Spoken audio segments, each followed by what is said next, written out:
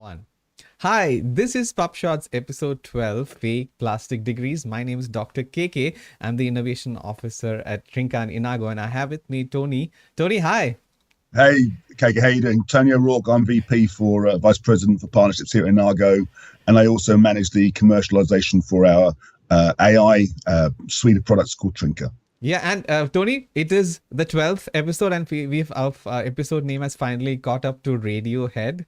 Yes, finally. Fake plastic degrees. Yes, we are talking about a story about fake degrees, and it is referencing the song "Fake Plastic Trees," a famous song which I love playing on the guitar. By the way, I hope Tony, you also have the same feeling. I've played it before, yes. All right, so I'm going to shift to the first story itself. So we are talking a couple of AI stories and a bunch of other stories. So let's start with this. So Tony, ChatGPT is transforming everything, isn't it? It is. Yes. But this is a real common sense article. This is a good article. Yeah, so this is titled, it is a Nature Worldview article written by James Zhu. It is titled ChatGPT is transforming peer review. How can we use it responsibly? So James Zhu is an associate professor of biomedical data science at Stanford University in Stanford, California. He analyzed about 50,000 peer reviews and found 7 to 17% of AI involvement. Scary. One up to 1 in 5. Yes, yes, and AI involvement was evaluated on the basis of formality. Formality in the sense, how the tone of the language. Yes, specific words like commendable and meticulous, which you will find often in AI-generated output, and generalized feedback. If you and I are reviewing a paper, we are not going to sort of say the flowery statement that your research is exceptional and life-changing, and it is higher in reviews submitted closer to submission. Interesting, isn't it? People, when they are working against the clock, they are probably relying on AI too much. Yeah. Yes. And the last important point that I gleaned from this is that there is a problem with AI detectors. So AI detectors are AI software that detect AI generated content, and they are known to have false positives, and these false positives are higher in non-native English speaker content. That is also concerning, isn't it, Tony?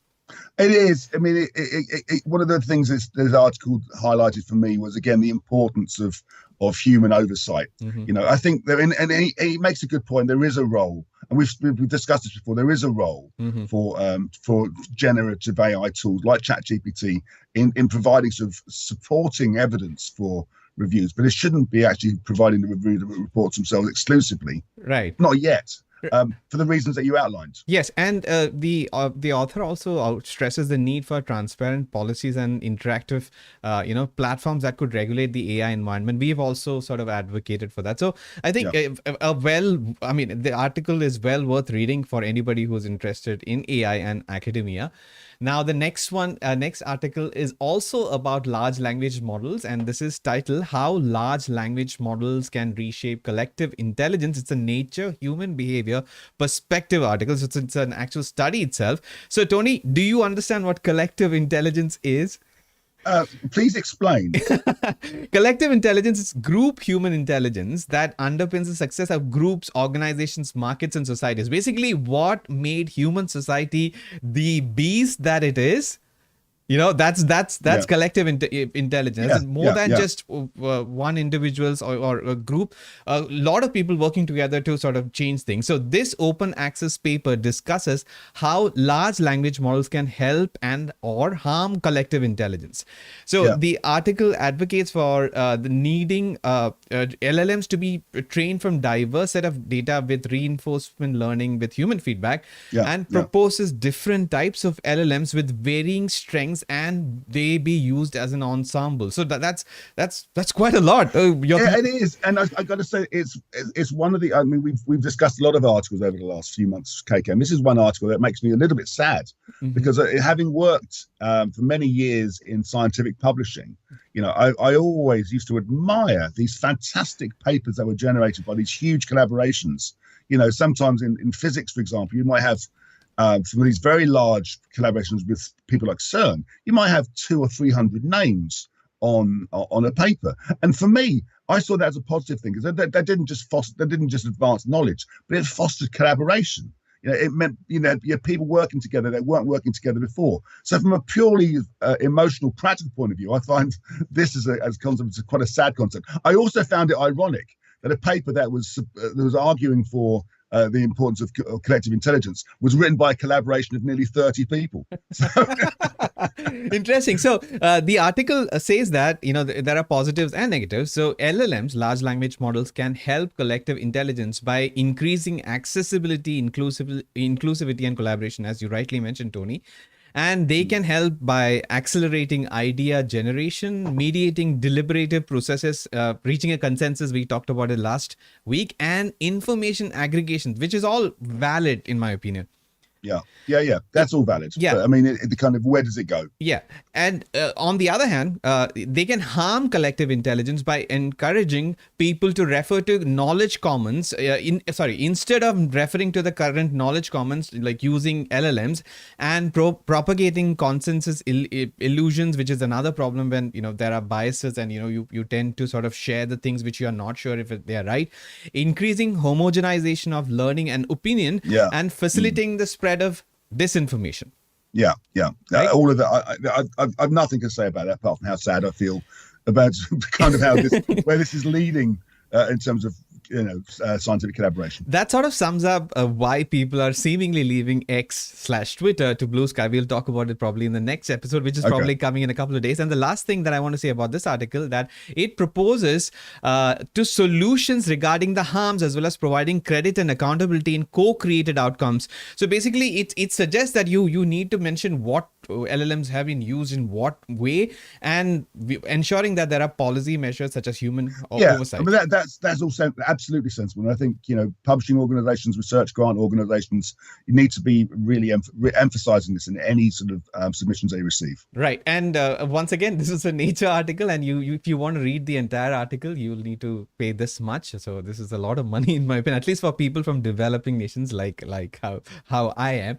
So moving on to the third AI article, which is Inside Higher Education opinion piece titled "Your AI Policy is Already Obsolete."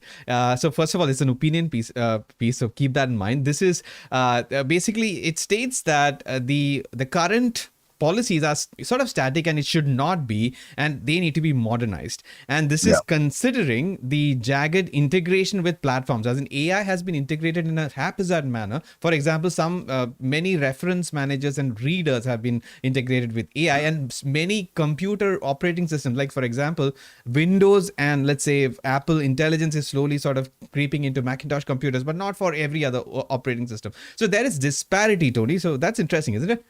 It is interesting, the disparity, and the article makes a lot of sense in terms of it's here. Gen AI is here. It's not going away. Universities and research organizations like this universities in particular need to be able to understand and embrace those technologies and set rules. Right.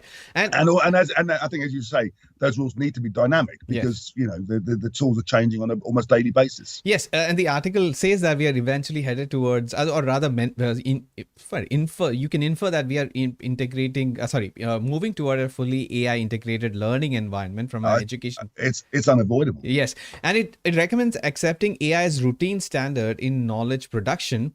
And also recommends that we engage students in continuous discussion about AI and detailing AI use recommendations in syllabi. Now, those are, I think, the right ways to go about it, but I don't know how long we will take to eventually get there. I think it's an iterative process. It's going to be constantly developed.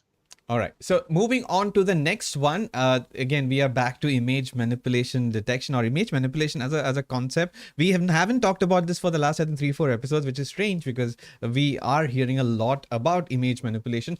So this article is from Nature. It's a news article. It says titled AI generated images threaten science, and here's how researchers hope to spot them. So I'll quickly read a couple of note points before I throw it to you, Tony. So it is stating that AI generated images are now harder to detect than ever before because they are cleaner. Are you surprised, Tony? Yeah, not surprised at all. Yeah, and so these are some. I haven't actually gone through the sort of checking whether what is generated by AI. I think all of these images are generated by AI, and currently most fraud detections are from older papers, Yeah, suggesting that people are improving techniques to mask manipulation and generation. Again, yeah. alarming but not surprising for me, and it mentions I think a couple of image manipulation detectors. At least Proofig is mentioned, which is something that we are familiar. We work, we are friends with Proofig, and it has made Proofig has made a Gen AI generated microscopy detection that is highly accurate. So it's a very good development, because as and when we go out of a regular photograph, we can, I think Tony, you will probably agree with me that when you look at an AI generated image of a human being or a living thing, macroscopic thing, you can still sort of call it out that it is AI generated. As in, But it's getting harder and harder. yes, but with microscopy, we do not know how it's supposed to look like, so we don't know if it's an No, AI. that's true. That's true. And it recommends that the article recommends that publishers and platforms should be faster in responding to the advancing threat. So, I mean, a very good article. You have any further thoughts on this, Sony? It kind of states the importance of tools like Proofig and Image Twin. We've been, as you touched on, we've been asked more and more by authors, by publishers, and what we can do to support image detection, Right. Image manipulation detection, and we've started to offer this as a service. Right. So that service, if you want to know more about it, you can check out enago.com, and you'll find all the details if you're interested. Now, I'm moving on to the next one. This is the article that our show is titled on. This is about research integrity. So this author, who has a very stern, dangerous look, I think he could fit in a Stephen King novel adapted movie. It's intelligent looking man I've seen on this show. A very, very intelligent looking man. Tony, do you watch? I mean, have you watched Breaking Bad? Funnily, yes, I have the box set on my desk somewhere. Okay, have you watched it? Oh yeah. Okay. So you know, I mean, I don't remember the name of the guy who is supposed to give you different identities and said to deport you to different places. That guy looks like this guy. Oh, okay. I can't remember him. No. All right. So we're getting to the content of the article. So this guy's name is Andre Hesselbach, and he has spent 22 years in exposing fake degree providers and zombie universities at the Swedish Council of Higher Education. The methodology he used include cross-referencing websites, checking IP addresses, and using reverse image searches to identify similarities across degree mill websites. So his work targets major fraud operations in South Asia, where organizations have sold millions of fake credentials globally. So Tony, surprised South Asia especially? I'm not going to say specifically what the surprise by reason. I've been in academic publishing for, as I said earlier on, for a long time. This is the first time I've ever heard the expression "zombie university" used. No, and it kind of scares me in terms of this is undermining the whole principle and the value. Right. Of having a degree. Right. If you can effectively buy a degree from a fake organization. Right. And so interestingly, he thinks that it is harder to confirm fraud than to confirm authenticity. Now, that was a startling statement for me. And the problem is widespread, with up to 15% credentials being fraudulent in some sectors, yet there are few trained specialists to detect these fakes. Now, this is alarming for me. Tony, from the point of view, we provide services to a lot of, let's say, Southeast Asian clients. Should they be worried about it because they might be collaborating with people with fake, universities? Well, I think the whole ecosystem needs to be worried about it. Yes. Are papers being submitted by creditable authors with good, solid accreditations and qualifications? How does a publisher know when a paper comes in if this is someone who's got a real PhD or a purchased one? Right. And this is where, metadata, we are talking about metadata in the next. Absolutely. And we're talking about the need for identity. Yes. And so it is important for, let's say, all sorts of people to work together to ensure that we are ensuring that the individuals and the universities and everything is authentic. And and that's a good segue to the next article, which is, the site is scheduled. I mean, undergoing some scheduled maintenance, but anyway, I'll read out. If I can refresh it, maybe I won't. Okay, so the title of the article is "Scholarly Metadata as Trust Signals opportunities for journal editors. It's from the CSE Science Editor. And the good news is that I've got this loaded already. So this is the image that I want to really talk about.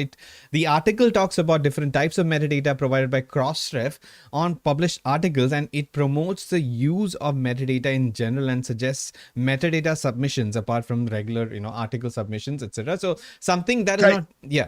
Okay, before we go talk about it, do you know who Crossref are? I mean, I guess I won't be able to tell you, but you can explain what you. I said if there's one organization in the scholarly publishing industry that is an indication of importance and value and the benefit of collaboration, it's Crossref. Crossref started over 20 years ago as an organization that helped publishers to provide unique identifiers for journal articles, right. And they've extended and it was a true collaboration of 80 plus different publishers. It came out of the STM organization, originally STM Society. And seriously, if you see anything which has a Crossref stamp on it, it's credible. Take it seriously. Yes, Tony, you cut out. Can you repeat the last sentence? Once more. I beg your pardon. Yeah. I'm just saying Crossref is such a credible organization. If you see anything that's been produced by Crossref, read it, take it seriously. It indicates where our industry is going. Yes, I mean, I don't want to read out through the list, but you can see that each article published in Crossref has so many different types of metadata, including abstract, affiliations, and funding, cross-mark metadata, reference metadata, etc. So this should be used by everybody, whenever you can use it to ensure that the people or the manuscript that you're talking about is actually produced by non-zombie or non-fake individuals. And and what this does is it provides a standard for publishers, for research organizations, for societies to be able to say, when you're creating content, when you're making a grant application, you must consider this type of metadata. This must be included in every one of your submissions. Excellent. So Tony, you mentioned STM. STM has published a new report, which is our next story. The title of the report or the story is STM report Trusted Identity in Academic Publishing, which is interesting.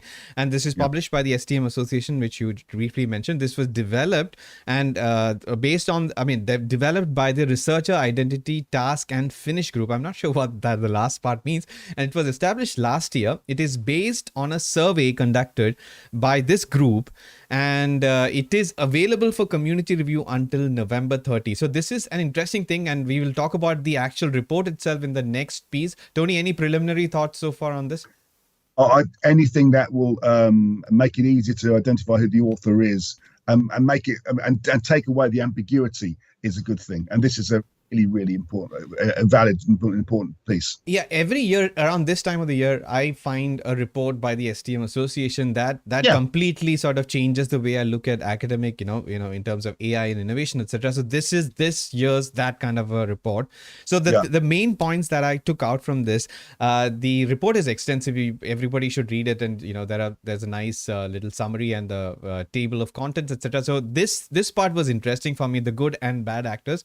So it first states that there are two dimensions of trust in academic publishing: trust in the individual identity, we just talked about it, actors, which can be bad or good, and trust in claimed attributes, that is metadata.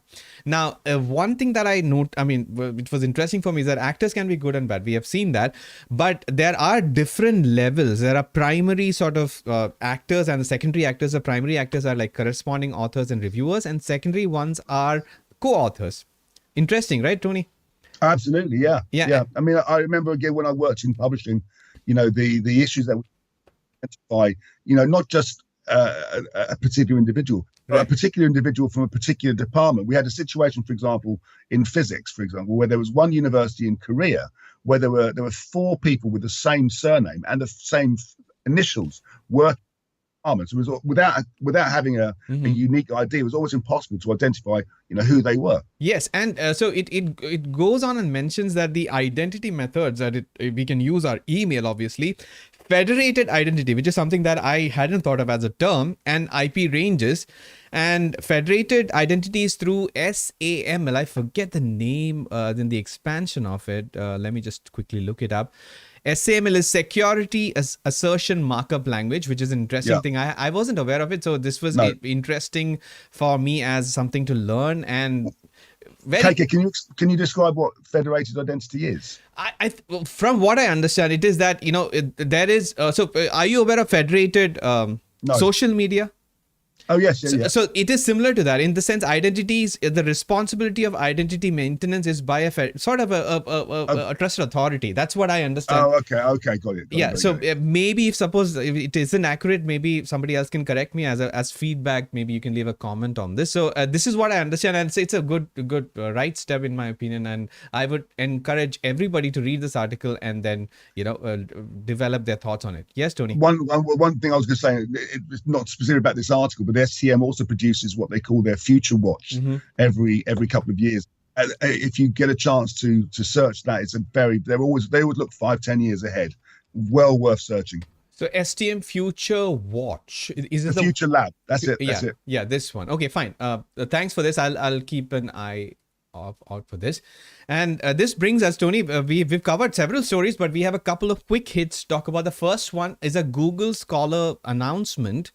So Google Scholar has introduced an AI-generated outline feature for its PDF reader. I do not know. Yep. Tony, do you use the Google Scholar AI PDF reader? I haven't used it yet. I'm going to. I've certainly seen the Google AI generated text elsewhere on Google, but right. I haven't seen it with Google Scholar. Right. I have switched to my PDF reader here, but you can see that this is not it because Google Scholar, this feature is not available for Firefox browser. So it's only available for Chrome. That's a bummer in my opinion, but it's an interesting addition. I'm not able to demonstrate it to you. So yes. I would say that people who are using Chrome, you should try the Google Scholar PDF reader with its AI outlines to do your reading faster. And finally, the last thing, the quick hit, it's a Nature Index article. I love the title of this. Is there a Goldilocks zone for paper length? So, Tony, if I'm sure that you have read some research papers in your life, is there a Goldilocks zone in terms of number of pages? Is it too big? Is it too small? Is it just right? It's like my porridge. One of the great things about electronic publishing, KK, is that it historically journals used to say, there was a particular article length you could only publish up to 10 pages or 12 pages. And that was because of the restrictions of print and the costs of print. With electronic publishing, all those restrictions went away. And now we have somebody saying, is there such a thing as an article that's too long? Well, maybe that person's read an article that in his or her opinion was too long, but I don't think we should be setting any rules. It should be up to the researcher and the reviewer to be able to determine whether that piece of content has actually is sufficient, regardless of the length, to be able to express the research. And if the reviewer thinks it's too long, the reviewer will tell the author, there's stuff here you can cut out. Right, as can the editor. But no, I don't think we should be setting rules. Well, this is based on an article, Alzheimer's paper, which is 35 pages long, which has about 61 images. It was published in July in Nature, and so these are referred to again. For me, it was a new sort of a piece of information. These are called Atlas type papers, the Atlas style papers. I think the massive papers which contain like a Wikipedia page, long Wikipedia page. Now there are problems with it, because quality control is bound to be difficult, apart from the fact that publishing in a physical print. But it shouldn't be, KK. It shouldn't be. We routinely edit papers in areas such as economics, business, law, among the many subject areas that we cover, which are, 15, 20,000 words long, which can equate to, 40, 50, 60 pages in a printed, but they're that long for a reason. Right. Yeah. See, the author seems to argue that the quality control is going to be challenged, and there can be concise papers which have the impact. I think the example taken is the LIGO scientific collaboration's 8-page articles on gravitational waves, which was published a few years ago, which is a big thing, and argues that the Goldilocks zone is 8 to 10 pages long. That was interesting for me from a medicine paper from my field of medicine. Field of subject area is medicine. From that point of view, this seems limited, but then it is a point of view. It's interesting. And in scientific publishing, and I'm sure it's changed maybe to a certain extent, but there are different methods of communicating. You have that short communication, which could be up to sort of 4 or 5 long, which is traditionally used to be called a letter in a research journal. You have the original research articles where there tended to be a kind of an upper limit, but not really, but there was a median length. Right. And then you had review articles, which could be in the hundreds of pages. But there is a role for each of them, and I don't think we should be trying to prescribe, what's appropriate for any given piece of research, because ultimately the editor and the reviewer will decide that. Right. And that brings us to the end of episode 12 of PubShorts. So, Tony, do you have any interesting anecdotes? Have you gone to another gig, or what are your thoughts on Radiohead? What are my thoughts on Radiohead? They are one of the best bands to come out of the UK in the last 30 years. I love their music. And what's your favorite challenging electronic stuff? What's your favorite Radiohead song? If I'm honest, it's probably Paranoid Android.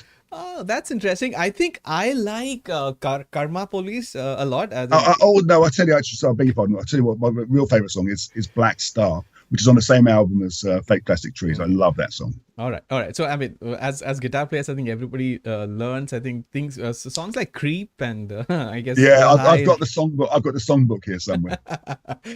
All right. So Tony, if somebody wants to know more about PubShorts, or you, or me, or Enago, or Trinka, how can they do it? Okay, well, they can find out more about PubShorts by simply searching PubShorts on Google. Enago PubShorts, you'll find this is our 12th episode.